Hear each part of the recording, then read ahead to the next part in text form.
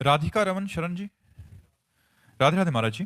महाराज जी, अत्यंत शीघ्र भगवत प्राप्ति करने का कोई उपाय है? रोना। रोना कैसे आए? खूब नाम जप करो। नाम जप करते करते जब सब जगह से हार जाओगे, अपने में सामर्थ्य नहीं रहेगी, तो रोना कब आता है? सामर्थ्यहीन को रोना आता है। जब तक अपने में करने का राग है तो खूब करो। जब करते करते हार जाओगे तब फिर रोना आएगा कि आज की भी शाम गई, भगवान नहीं मिले, आज का भी दिन गया, भगवान नहीं मिले, क्या करूं, कहाँ जाऊं, किसके पैर पड़ूं, किससे प्रार्थना करूं, अब जिया नहीं जा रहा, दरस बिन दुख न लागे नयन। वो चिल्ला चिल्ला के रोता है, हा हरि, हा प्रियाजू, अब कृपा। यहीं से शीघ्र भगवत दर्शन होता है, यहीं से भगवत प्राप्ति होती है। कबीरा हंसना छोड़ दे, रोने से कर प्रीति, बिन रोए किन पाइया, प्रेम प्यारा मीत। भगवान से शीघ्र मिलना कहाँ हम चाहते हैं? हम चैन से सो रहे हैं, अच्छा भोजन पा रहे हैं, बढ़िया दिनचर्या चल रही, तो ये कोई भगवान से मिलने की चाह है? भगवान से मिलने की चाह में नहीं खान पान ते भावे है, नहीं कोमल वसन सुहावे है, सब विषय लगे ते खारा है, हरि आशिक का मग न्यारा है।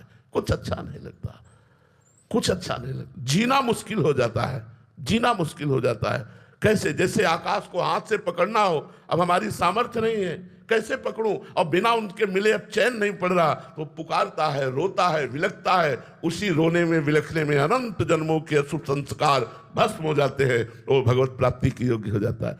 जब गोपी जनों को उनके पतियों ने, जिन पतियों ने रास में जाने से रोका, तो उनके हृदय में इतनी विरह व्यथा प्रकट हुई, सारे अशुभ नष्ट हो गए और भगवान का साक्षात दर्शन होने लगा।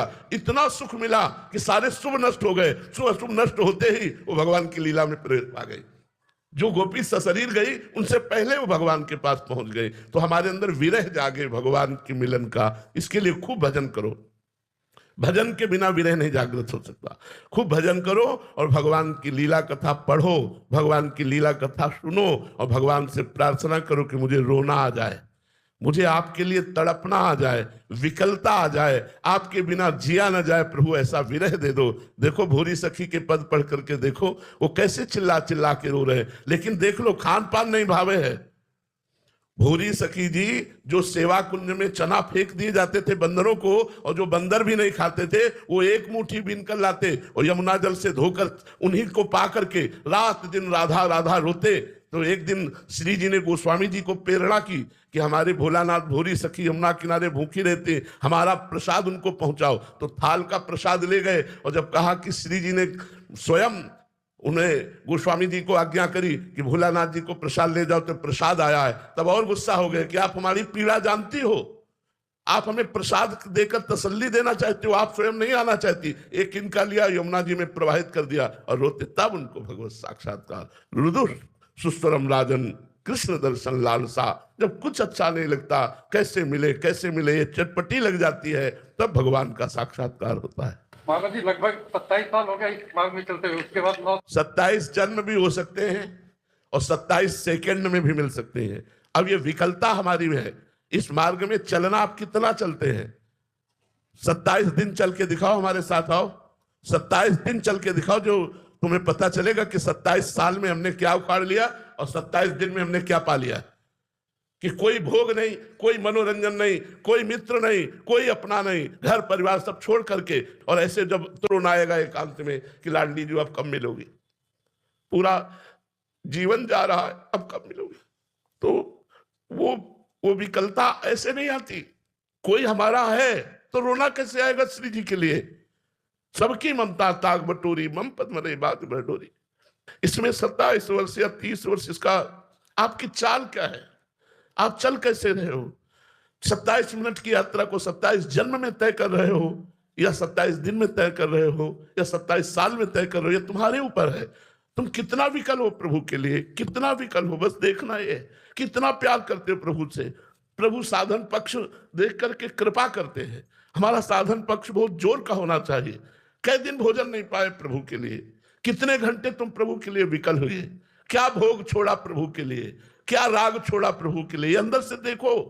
अभी हम शरीर राग में हैं, अभी परिवार राग में हैं और दावा करते हैं भगवत साक्षात्कार का।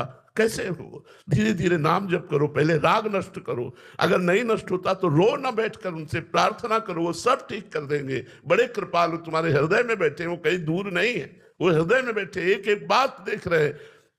बच्चा जब रोना शुरू करता है तब माँ का ध्यान खींचता है। अगर वो खिलौनों में खेलता रहे तो माँ अपने काम में लगी रहती है। बच्चा जब रोना शुरू करता है तो वो झांक के खिड़की से देखती, क्या कोई भय है क्या? जब देखा कोई भय नहीं फिर भी रो रहा है तो बेटी को भेजती है या घर वालों को भेजती है, जाओ देखो गोद में लो चुपवाओ। जब उससे भी नहीं चुपाता तब माँ जाती है, अरे ये नहीं मानेगा, बड़ा नटखट है, अपनी गोद में ले लेती। ऐसे ही भगवान देखते हैं रो क्यों रहा है, इसे कोई अभाव है, कोई चाह है। भेज दी चाह को, पूर्ण कर दी चाह को, उसमें मस्त हो गया तो भगवान नहीं आए। जब चाह नहीं है तो भगवान रिद्धियां सिद्धियां भेजते हैं, ये ले लो। जब उनसे भी नहीं शांत होता उसका रोना तब वो स्वयं सामने प्रकट हो जाते हैं। वो अखिल लोक महेश्वर है, ऐसे प्रकट नहीं होते हैं, सब में है, सब जगह है, सब रूपों में है, पर माया का पर्दा तभी हटाते हैं जब हम उनके लिए विकल हो जाते हैं, उनके लिए तड़पने लगते हैं।